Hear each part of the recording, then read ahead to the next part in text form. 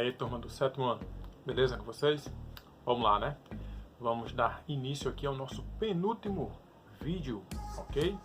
Nossa penúltima aula referente à questão da estrutura fundiária aqui no território brasileiro, certo? Onde nós estamos abordando o espaço rural brasileiro. Esse é o nosso assunto principal, né? O espaço rural brasileiro. E o nosso tema da aula de hoje vai ser a estrutura fundiária aqui no Brasil, tá bom? Primeiro questionamento que nós temos que fazer, certo? Para nós começarmos a entender esse assunto é o seguinte: o que é uma estrutura fundiária? Tá bom? A pergunta deve estar aparecendo aí, né? Ou desse lado aqui, ou desse outro lado. O questionamento está surgindo aí. O que é? O que? A estrutura fundiária. Então, estrutura fundiária nada mais vai ser do que as formas como estão distribuídas as terras em território, certo? Brasileiro. Ou seja, a forma como as terras estão distribuídas entre a população no nosso país vai dar um perfil da nossa estrutura fundiária, tá certo? E nossa estrutura fundiária, ela começou a se formar, começou a se distribuir lá no século XVI. O século XVI é o período da colonização do Brasil. Isso, perfeito. Vocês sabem que no período da colonização, o rei de Portugal, da época, ele criou nas terras que pertenciam a Portugal, aqui no território brasileiro, as áreas denominadas como capitanias hereditárias, certo? 15 capitanias foram distribuídas a 12 donatários, tá ok? Ou seja, a partir desse primeiro momento aí, nós tivemos a primeira distribuição de terras, ou seja, nós tivemos a nossa primeira estrutura fundiária sendo formada. Nós tivemos a primeira divisão territorial do território brasileiro, tá certo? Então, olha só, a estrutura fundiária hoje em nosso país, ela está distribuída de duas formas. Eu vou ter os latifúndios, que são grandes propriedades de terras, tá certo? E vou ter também os minifúndios, que nada mais são do que pequenas propriedades de terras, tá certo? E para fazer a medida, né, para se ter uma noção se é um grande latifúndio ou se é um minifúndio, é utilizado a medida do hectare, certo? Deve estar surgindo aí na tela agora, nesse momento, quanto vale um hectare, tá certo? Então, seguinte, para nós finalizarmos essa primeira etapa aqui, o que ocorre? Na mão de uma pequena minoria da população brasileira estão presentes as grandes propriedades de terras, ou seja, na mão de uma pequena minoria nós vamos encontrar os grandes latifúndios, tá ok? Já na mão ou no poder de uma grande maioria da população brasileira nós vamos encontrar os minifúndios, tá certo? Ou seja, pequenas propriedades de terra.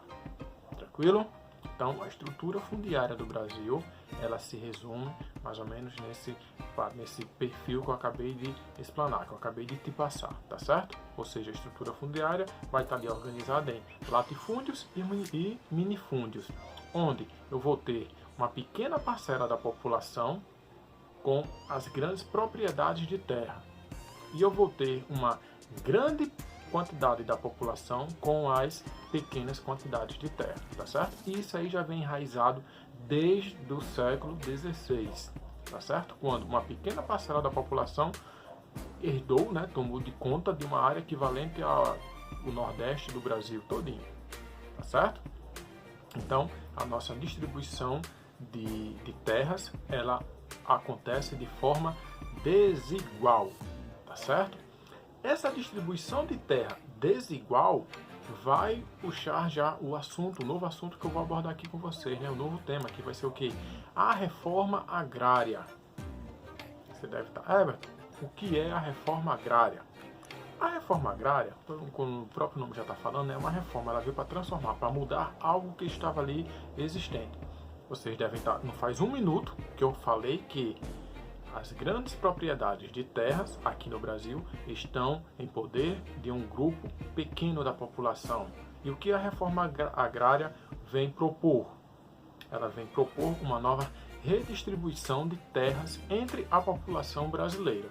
Aí eu lhe faço uma pergunta: será que o cidadão que é proprietário de um grande latifúndio, ele vai ceder para o Estado, para o governo, tá certo? A sua terra de graça? Ou por um valor bem abaixo do que ela vale? Será que isso vai ocorrer? Será que o cara que é proprietário, ele vai se submeter a esse tipo de situação? Muito provavelmente não, tá certo? Mas a reforma agrária, ela está na Constituição de 1988, tá certo? Ou seja, ela está no nosso livro, né? no que vai reger, tá certo? O país.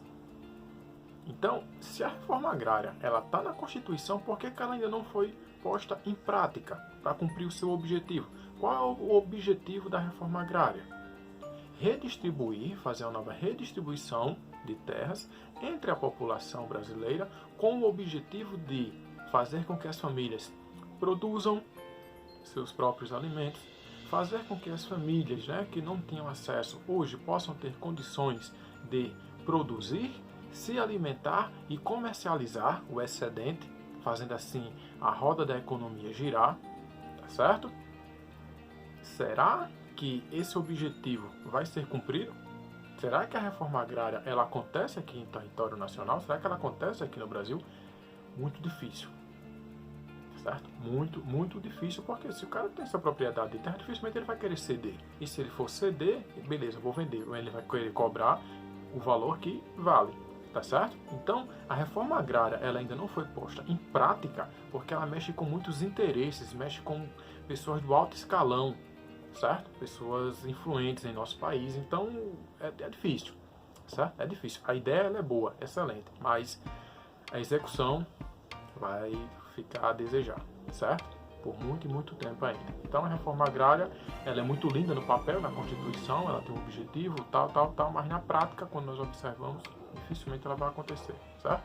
Ela traz destruição, ela traz violência, que nós observamos nos telejornais, tá bom?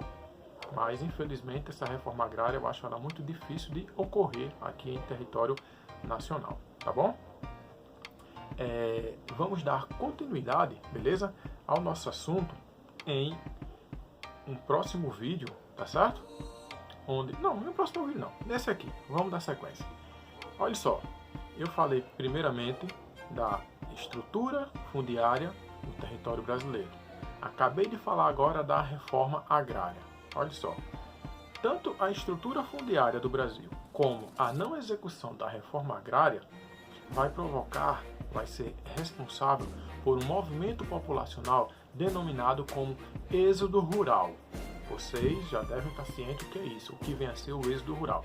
Êxodo rural nada mais é do que a saída em definitivo da pessoa que vive no campo e vai morar na cidade, tá certo? A partir do momento que a pessoa deixa o campo e vai morar na cidade, nós estamos presenciando aí um movimento denominado como êxodo rural. E por que esse êxodo rural ocorre? Por que ele está acontecendo nos grandes centros?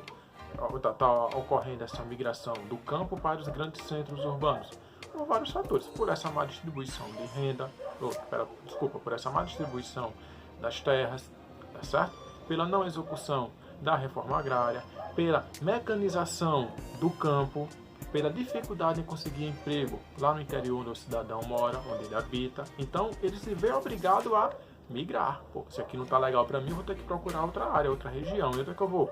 Para as cidades, porque nas cidades as ofertas de emprego tendem a ser maior, tá certo? Então, ele vê na cidade uma possibilidade de conseguir se desenvolver, algo que não iria acontecer se ele ficasse lá no campo esperando a reforma agrária, vendo a máquina ocupar o espaço que antigamente era do homem, tá certo? No plantio, na colheita, enfim, esses fatores vão contribuir com a ocorrência do êxodo rural.